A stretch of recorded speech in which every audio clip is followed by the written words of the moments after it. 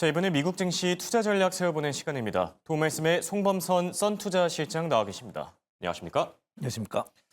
자, 밤사이 미국 증시 말 그대로 롤러코스터를 타는 듯했습니다. 상당히 높은 변동성을 나타내는데 한 줄 평을 남겨주신다면 어떻게 생각하시는지요? 네, 예상대로 금리 인하는 없었다 이렇게 좀 보고 있고요. 네. 뭐 많은 사람들이 이제 금리가 동결될 거라고 예상하고 있었는데 이번에 역시 FOMC 역시 동결이 되면서 크게 벗어나지 않는 시점입니다. 그래서 일각에서는 금리 동결되면은 이거 뭐 시장이 많이 떨어지는 거 아니냐라고 말이 나오기도 하지만 어쨌든 예상치만큼 됐기 때문에 우리가 항상 컨센서스가 중요하죠. 그래서 이런 부분들 봤을 때는 사실 뭐 나스닥이라던가 S&P, 다우 다들 큰 변화는 있었지만 결국은 지금 보합세로 마감을 하는 그래서 어제 증시와 크게 다를 바 없는 상황이 됐습니다. 근데 물론 중간에는 큰 변화들이 있었어요. 롤러코스터처럼. 그지?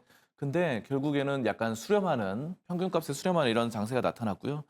결국은 제가 봤을 때는 뭐 9월이나 12월에 금리 인하를 할 가능성이 높아지고 있고요.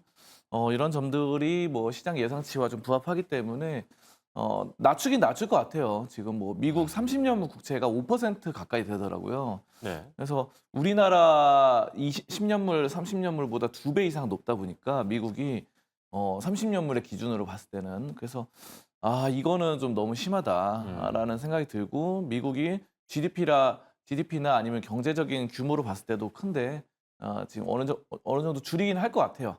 근데 예. 인하는 뭐 1년에 2번 한다고 했으니까 그럴 것 같다 이렇게 좀 판단을 하고 있습니다. 네. 사실 성명문이 발표됐을 때만 하더라도 3대 지수가 모두 오르고 있었는데 파월 의장의 발언이 시작되면서 다우와 S&P 500 지수가 꺾이기도 했는데요. 파월 의장의 매파 발언 어떻게 보셨는지요? 그쵸. 뭐 9월에 안 할 수도 있다. 뭐 네. 이런 말들을 하더라고요, 또. 그러니까 약간 감정의 골도 깊어졌고 트럼프와의 감정의 골 이런 것도 있고 어쨌든 본인의 소신은 지키겠다. 내가 이제 이 생활을 하면서 네. 내가 뭐 나의 뜻을 굽힌 적은 없다. 뭐 이런 강력한 의지인 것 같아요. 그래서 지금은 뭐 인플레이션이나 뭐 관세 부문 이런 것들로 인한 부작용이 크기 때문에 금리를 동결할 수 있다라고 파월 의장은 9월에도 그래서 이렇게 좀 강력하게 말을 했고요. 다만 네. 이제 시장에서는 뭐 9월 금리 동결 가능성을 35%에서 53%까지 늘렸다 보니까 이런 점도 봤을 때는 전반적으로 봤을 때는 뭐 긍정적이지 않나. 그래서 낮추긴 낮출 것 같아요. 왜냐하면 작년 기준으로 봤을 때도 원래 이제 뭐 점도표상 뭐 네. 4번 정도는 금리 인하를 할 것이다라는 말이 나오다가 이제 2번으로 줄인 거거든요. 그렇죠. 네, 그러다 보니까 이거를 아예 안 하기에는 좀 어렵다라고 봐요. 아까 말씀드렸다시피 다른 나라 대비 물론 다른 나라도 브라질 같은 국가는 금리가 14% 이렇게 되더라고요. 네, 그렇죠. 엄청 높습니다. 인도도 막 음. 10% 이렇게 됩니다. 근데 이제 브라질이나 인도 같은 경우는 약간 개발도상국이라고 한다면은 선진국 계열 중에서는 미국이 거의 가장 높은 시점이 아닌가 싶어요. 뭐 우리나라보다도 이제 더 훨씬 경제 규모가 큰데도 불구하고 높다 보니까 일본도 거의 뭐 1%, 2%대죠. 그러다 보니까 확실히 좀 이런 점들은 줄여 나갈 평균적으로 전 세계 이 선진국 지수 대비 평균적으로 줄여 나갈 가능성이 높다 이렇게 좀 판단하고 있습니다. 네. 자, 그리고 방금 전에 속보가 들어왔는데요. 속보 내용도 같이 확인해 보시죠. 대통령실에 따르면은 트럼프 대통령이 한국 협상 대표단과 만난다라고 하고요. 또 결과에 따라 긴급 브리핑을 전한다고 합니다. 다시 한번 전해드립니다. 대통령실의 자료였고요. 트럼프 대통령이 한국 협상 대표단과 만나고 결과에 따라 긴급 브리핑을 남길 것이다라고 밝힌 점, 네, 함께 참고하시면 좋을 것 같습니다. 자, 관세와 관련된 이야기들 지금 계속해서 뭐 속보도 그렇고 쏟아지고 있는데 밤사이 뭐 구리 관세 서명을 하고 또 브라질에 대한 관세, 인도에 대한 관세 그리고 우리나라 협상단과 관련된 이야기도 남겼는데 이 부분도 같이 정리해 주시죠. 그렇죠. 우리나라 협상은 뭐 상당히 좀 지금 오늘이 거의 마지막 데드라인이 네, 아닌가 그렇죠. 싶어요. 그래서 좋은 소식은 나왔네요. 그래서 지금 트럼프 대통령이 만난다고 하니까 이런 점들은 오늘 좀 기대를 해볼 수 있는. 근데 오늘 뭐 국내 증시는 정말 변동성이 클 것 같습니다. 네, 왜냐면 그렇죠. 이게 되느냐 안 되느냐에 따라서 사실 8월 1일까지 발의였기 때문에 그런 뭐 연기를 한다 이런 뉘앙스도 약간 비춘 것 같은데 트럼프가. 하지만 그건 아직 모르는 거기 때문에 또 바뀔 수 있고. 자, 그래서 오늘이 거의 뭐 운명의 날이 아닌가 싶어요. 한국 증시에서는. 그래서 한국 증시 역시 굉장히 더 큰 롤러코스터를 타지 않을까 싶고요. 저는 뭐 방금 말씀해 주신 것처럼 구리 같은 경우가 정말 놀랍습니다. 이게 지금 사실 구리를 50% 관세에 서명했던 것이 이 폭락을 했는데 구리가 이제 지금 4월부터 계속 올랐어요. 예, 구리 그렇죠. 가격이. 그래서 구리 선물 가격이 꾸준하게 오르고 특히 뭐 지금 최근에 6월, 7월에는 엄청 올랐습니다. 7월에는 계속해서 고점대를 이루면서 5.9달러대를 올랐는데 갑자기 또 급락세가 나타났기 때문에 그렇죠. 이거는 지금 전반적인 물가의 문제거든요. 예. 그래서 우리가 구리는 미스터 코파라고 해서 이 산업에서 가장 중요한 겁니다. 어떻게 보면 철보다 더 중요하다는 말이 있어요. 근데 예. 이렇게 그냥 급락세가 나가다 보니까 이 실물 물가 상승률 이런 것들에 상당히 큰 영향을 미칠 것이다 이렇게 좀 판단을 하고 근데 이제 뭐 산업적으로 보면 물가가 떨어지면 좋긴 하죠. 자 그런데 이렇게 너무 갑작스럽게 움직인다는 거는 충격이 예. 크다 이렇게 보고 이 선물 시장에서는 또 손실이 난 사람들도 많을 것이고 또 수익이 난 분들도 많을 텐데 해외 선물하시는 분들은 어쨌든 이런 가격들 저는 뭐 어떻게 보면은 우리가 이제 이런 금속에 투자하는 것도 있거든요. 사실은 저는 ETF로 금속 투자도 하고 있는데 실제로 금속이라 그러면 철이라던가 구리 뭐 이런 것들이 있는데 여기 금속 구리 가격이 이렇게 많이 떨어졌다 한다면 언젠가 또 회복이 되거든요. 이런 인플레이션이 그래서 저는 뭐 금속에다가 투자 이번에 좀 노려보는 것도 상방으로 네. 노려보는 것도 좋겠다 이렇게 좀 말씀드리겠습니다. 네.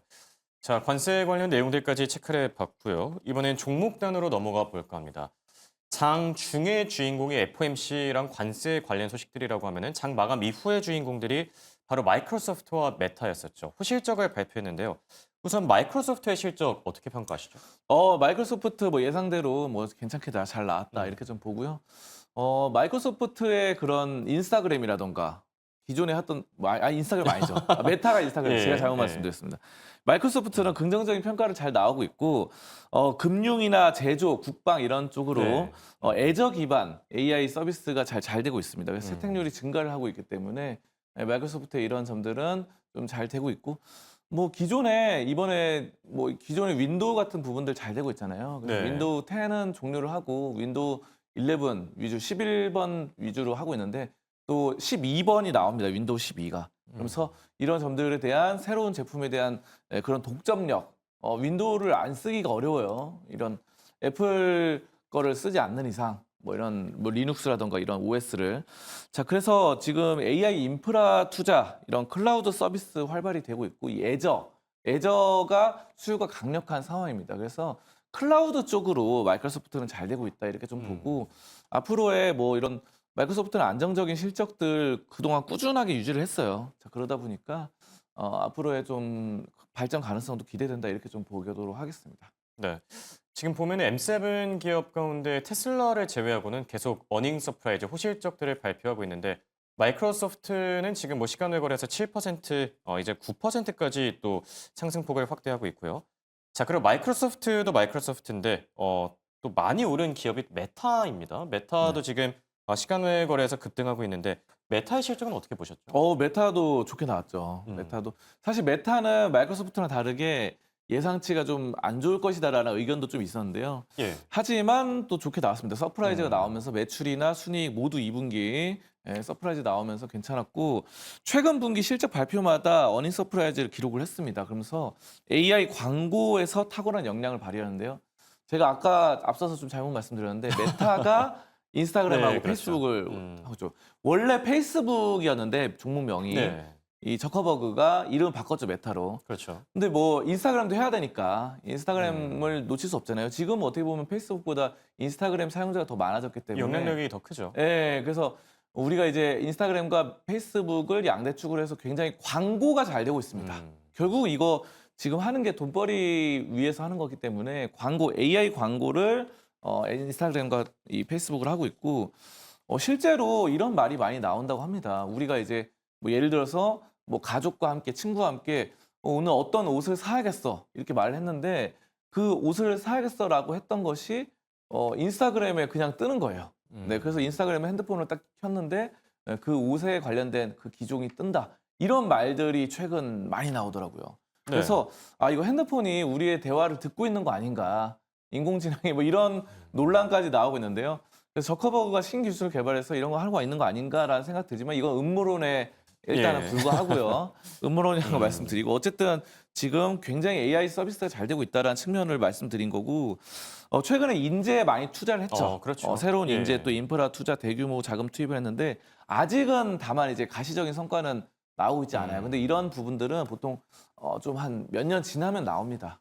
그래서 당장 그 새로운 인재가 뭐 적응해서 잘 하기가 어려울 수도 있기 때문에 나중에 좀 잘 될 것 같고 다만 이제 새로운 투자를 인프라 투자를 많이 하다 보니까 이런 지출 비용에 따른 큰 증가, 지출 비용 큰 증가 이런 것들은 약간 우려가 되긴 해요. 네. 뭐 이런 점들이 있습니다. 그리고 가상과 이제 가상현실, 증강현실 이런 부분에 대한 영업 손실은 아직 있다고 합니다. 그래서 이런 부분은 아직 악재로 작용하지만 어쨌든 어닝 서프라이즈 전체적인 규모로 봤을 때는 어닝 서프라이즈가 맞고 이런 점들로 우리가 주가가 좀 좋아지고 있다. 이런 점들은 좀 메타가 굉장히 긍정적이다 이렇게 좀 말씀드리겠습니다. 네. 자, 이렇게 마이크로소프트와 메타가 어닝 서프라이즈를 발표했는데요. 그렇다면 국내 증시 오늘장에 좀 잘 가질 수 있는 기업들이 있을까요? 오늘 우리나라도 이제 인터넷 관련 기업들이 좀 괜찮을 것 같아요. 음. 메타라든가 마이크로소프트가 어쨌든 컴퓨터, 인터넷 이쪽, 클라우드 이쪽 서비스이기 때문에 예. 애저도 그렇고 클라우드죠. 그래서 뭐 클라우드나 인터넷 하면은 뭐 일단 떠오르는 거는 뭐 네이버가 좀 예. 떠오르고 카카오 역시 좀 떠오르고요. 뭐 앞서서 나오는 카페24 이쪽도 괜찮습니다. 카페24 같은 경우도 이제 인터넷을 관리하는 여러 가지 홈페이지라든가 이런 쪽 관리하는 기업이죠. 그러다 보니까 괜찮은 기업들이 인터넷 관련주들 이런 점들이 좀 클라우드 서비스 이런 쪽도 괜찮다. 그래서 많은 지금 화면에 있는 뭐 솔트웨어라든가 아니면 데이터 솔루션 등등이 좀 기대된다 이렇게 좀 말씀드리겠습니다. 예. 네. 클라우드 관련주들 오늘 하루 동안의 흐름 기대해 보셔도 좋을 듯 하고요. 자, 그리고 스타벅스가 어제 실적을 발표했죠. 그런데 생각보다 매출 부진 여파가 상당한 듯 합니다. 주가에도 지금 뭐 반영이 되고 있고. 스타벅스는 어떻게 보시죠? 스타벅스가 뭐 6개월, 6분기 연속, 6분기 네. 연속 매출 감소를 했다라는 부분이 있는데요. 근데 어쨌든 매출 감소가 있고 이런 점들이 좀 안 좋게 나오긴 합니다. 그래서 1년 이상 영업한 동일 매장 매출이 6분기 연속 감소를 했다라는 부분들이 있고 다만 이제 중국 매출은 뭐 2%가량 증가를 했죠. 그래서 이런 점들은 좀 긍정적으로 판단됩니다. 자, 근데 매출 부진을 극복하기 위해서 노력을 합니다. 그래서 바리스타를 추가로 고용을 하는 뭐 이런 신규 모델 서비스를 준비하고 있는데요. 이런 점들에 따라서 다음 달부터 북미 직영 매장이 도입되는 이런 그린 에이프런 서비스가 이제 4분 내에 음료수를 제공한다고 합니다. 커피라든가 음료수를. 네. 그래서 이런 점들이 빠르게 좀 더 하기 위해서 도입을 하다 보니까 이제 뭔가 스타벅스도 혁신이 필요하다 이렇게 싶고요. 이런 점들에 따라서 스타벅스 앞으로의 방향성 좀 긍정적으로 판단된다. 저는 뭐 이런 점들은 좀 꾸준히 잘 될 것 같아요 앞으로. 브랜드 가치가 한번 있는 기업들은 웬만하면 꺾이지는 않습니다. 그래서 저는 스타벅스는 여전히 좀 단기 실적은 6분기 연속 안 좋아졌지만 장기적으로 봤을 때는 긍정적이다 이렇게 좀 판단하도록 하겠습니다. 네. 스타벅스 관련 내용까지 살펴봤고요. 오늘장 관심주로는 쉐브론을 들고 와 주셨는데 어떤 모멘텀 찾아볼 수 있을까요? 네, 국제 유가가 좀 많이 올랐었다는 측면을 좀 보도록 하겠고요. 지금 미국이 러시아를 압박합니다. 관세적으로도 압박하고 전쟁 이런 부분도 종결시켜라 이렇게 계속 압박을 하죠.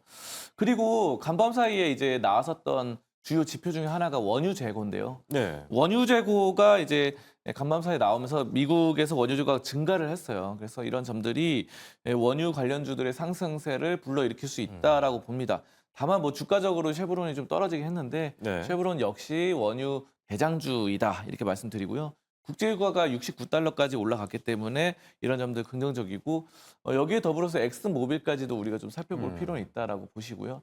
근데 이제 어쨌든 지금 원유재가 올라가면은 원래는 쉐브론이나 이런 쪽은 좋거든요. 70달러 이상까지 올랐죠.